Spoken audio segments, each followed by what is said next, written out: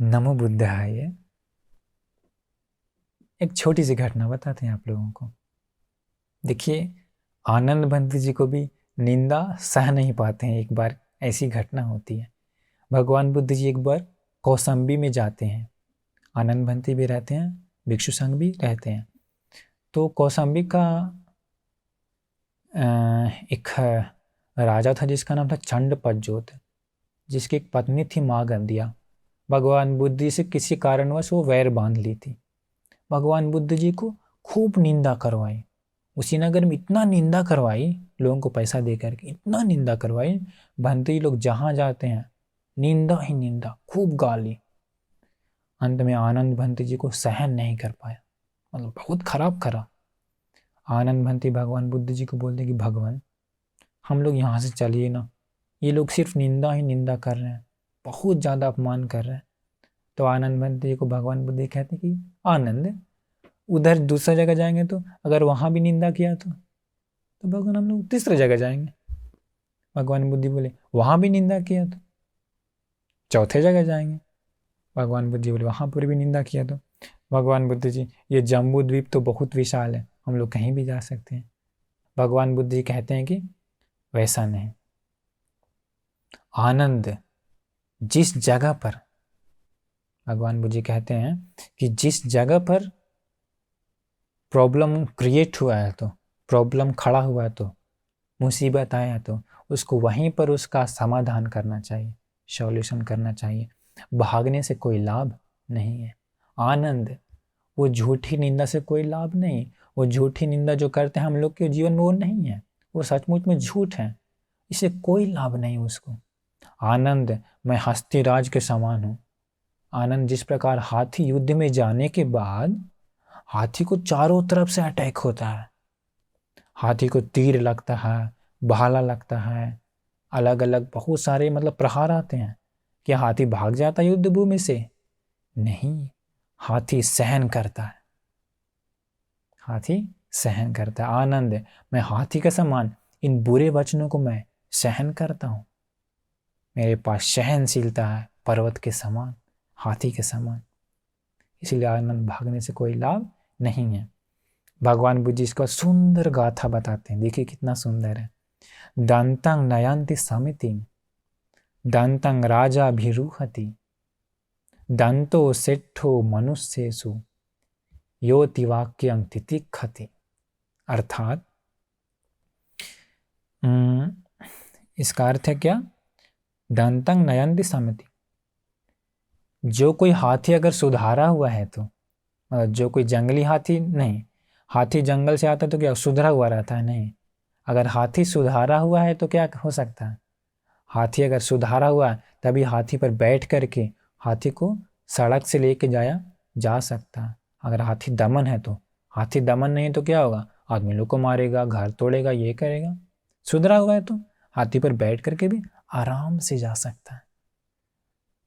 भगवान बुद्ध जी कहते हैं कि राजा लोग भी वैसा ही सुधरा हुआ हाथी के पीठ पर ही बैठ करके जाता है, वैसे हाथी पर ही सवार होकर के जाता है, सुधरा हुआ लोगों के पर ही।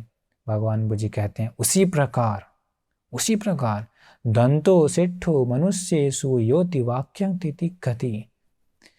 उसी प्रकार मनुष्यों में जो कोई दूसरे के द्वारा खूब निंदा करता है, तो खूब बदनाम करता है, तो खूब गाली देता है, तो उन सारे वचनों को सहन करता है,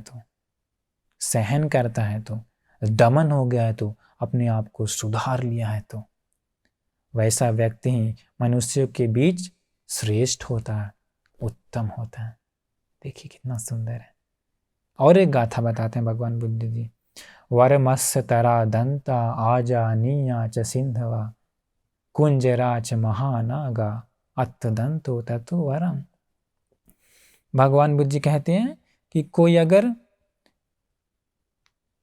क्या गधा भी है तो सुधरा हुआ गधा, जो डंकी है जानवर होता है, सुधरा हुआ गधा ही काम में आता है। अगर सुधरा हुआ गधा सुधरा हुआ नहीं तो क्या होगा? कोई काम में आएगा? वो नहीं आएगा। आजानीय च सिंधवा, इसका अर्थ है कि घोड़ा भी है तो, अश्व भी है तो, अगर अश्व सुधरा हुआ नहीं है तो कोई काम आएगा नहीं। अश्व सुधरा हुआ नहीं तो उसकी सवारी नहीं कर सकते हैं, उसके बैठ पर नहीं जा सकते हैं, यहाँ तक कि उसके पास भी जा नहीं सकते हैं, लेताड़ मार के भगा देगा। लेकिन अगर अश्व सुधरा हुआ है तो बैठ के जा सकते हैं, सवारी करके जा सकते हैं। इसका भगवान बुद्ध जी बताते हैं हाथी भी अगर सुधरा हुआ नहीं तो कोई काम में नहीं आएगा, परंतु अगर हाथी भी सुधरा हुआ है तभी वो काम में आता और वही उत्तम होता है। हाथी अगर सुधरा हुआ है तो अत दंतो ततो वरं। लेकिन भगवान बुद्ध जी कहते हैं गधा सुधरा हुआ है, घोड़ा भी सुधरा हुआ है, हाथी भी सुधरा हुआ है, वो सब सुधारने से ज़्यादा जो कोई मनुष्य सुधर जाता है तो, अपने आप को दमन कर लेता है तो, लाभ अलाभ निंदा प्रशंसा में कंपित नहीं होता है तो, बुरे वचनों को सहन करता है तो, सहनशीलता है तो, इंद्रियों को दमन कर लिया है तो, अपने जीवन को सुधार लिया है तो वो सबसे ज़्यादा उत्तम और श्रेष्ठ होता है। उन हाथियों को सुधारने से भी ज़्यादा, घोड़ों अश्वों को भी सुधारने से भी ज़्यादा श्रेष्ठ होता है कौन? जो मनुष्य अपने आप को सुधार लेता है, अपने आप को दमन कर लेता है। तो भगवान बुद्ध जी क्यों बताएं आनंद भंत जी को? क्योंकि वो सहन नहीं कर पाए वचन को। आनंद भंत प्रसन्न हुए। अंत में देखिए कितना प्रसन्न हुआ, आदमी लोग भी कितना प्रसन्न हो गया। जो आदमी लोग बहुत निंदा कर रहा था, गाली दे रहा था, डांट रहा था, वो लोग भगवान बुद्ध के इस सहनशीलता नाम के गुण को देख करके उन लोग भी प्रसन्न हुए। कह रही इतना डांटने के बाद भी ये आदमी कैसे सहन करता है। उन लोग भी प्रसन्न हो गए, डांटने वाले लोग भी। उनका इसी गुण पर, कौन से गुण पर? डांटने के बाद भी कंपन नहीं हुए, प्रसन्न होकर के वो लोग भी भगवान बुद्ध से प्रवचन सुना। जो डांटने वाले लोग भगवान बुद्ध से प्रवचन सुना, उन लोगों का उद्धार हुआ। तो देखिए ये दूसरों के वचनों को सहने का कितना लाभ है। निंदा को सहने से कितना लाभ होता है। इसलिए आप लोग भी इस कारण को अपने जीवन में उतारिए। दूसरों के कठोर वचन को सहने के लिए कोशिश करिए, प्रैक्टिस करिए। धीरे धीरे आप भी बड़ा ही मजबूत हो जाएंगे, हाथी की तरह। हाथी दूसरे के युद्ध भूमि प्रहार को खूब सहता है। आप भी सहिए, आप भी मजबूत इंसान बन जाएंगे और आपका भी कल्याण होगा। इसलिए भगवान बुद्ध जी की इस छोटे से ज्ञान से आप अपने जीवन में ले करके इसको अमल करिए। आपका सदा कल्याण ही होगा, मंगल ही होगा। नमो बुद्धाय।